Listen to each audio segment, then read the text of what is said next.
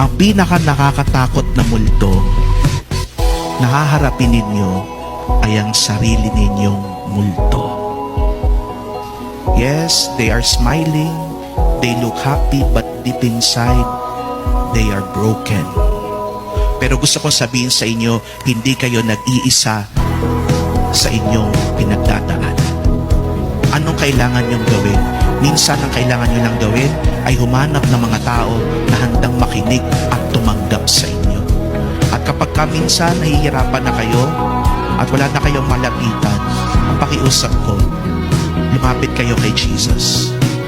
Jesus is the true friend who will truly accept you. Kapag ginagawa niyo yun, nahaharap ninyo ang sarili ninyong multo.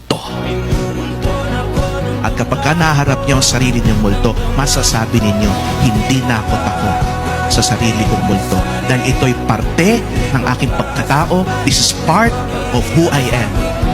And I accept kung sino man ako.